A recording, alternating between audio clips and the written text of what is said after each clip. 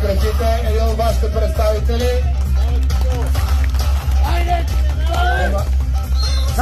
Има всички шансове. Айде подкрепиме 340 кг сета. Добре, стабилен.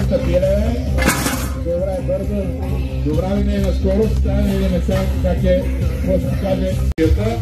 Даже Тихомир и на няколко международни състезания от миналата година. Добре се представя в Сърбия. Айде да го видим. Дай, стабилен, добре. Шеф по темпо.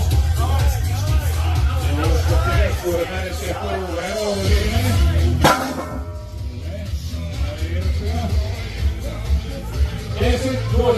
Да видим само да си достигне височината на шатрата.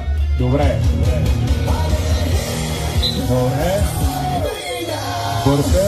Айде не се усещате 50 кг. Айде да видим сега колко ще направи на Уермаз, за да направиш повече стигания.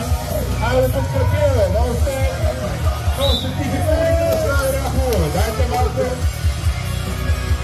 аплодисменти.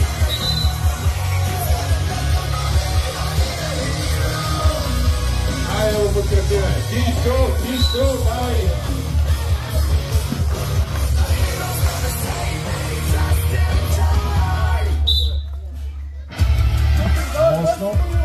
Направо не гледай! Давай, имаш време! Дай поне една десетка на време! Давай поне една десетка тук, да не се излагаме пред чужденците, както се казва.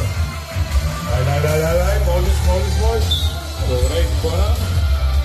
Това контузия в едната ръка не може да изпълва. 6. Значи първо постижение на момента. Тихомир. Айде, Тишо. Според мен това никой няма да ги усети. Така. Само любими тия динамични дисциплини на него, но след това пак компенсира с сила. Да видим колко бързо се димете товарите. Малко си отгледави. Поне така ми се струва, да не видим какво ще кажа хронометъра. Айде, давай. Правила техника. Изведе го от раменко. Доста топло. Отдолу ми е добре да го кажа, но назад си е топличка. Общо взето, Оряхово е един от най-добрите условия за състезание. Всичко са ви подготвили. Така, я да видим Тихомир. Първо беше. 24 минути брой. Значи над 300 кг е това. Много сериозна тежест. Айде да видим сега Тихомир. Дай. Щом той ги усеща, значи си над 300 кг.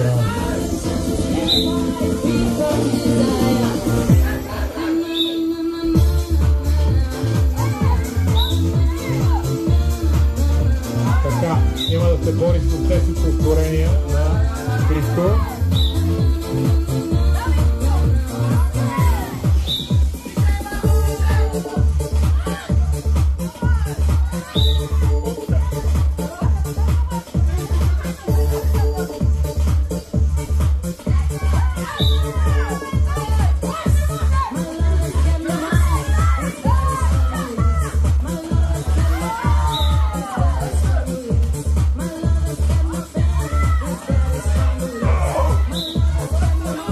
Браво е!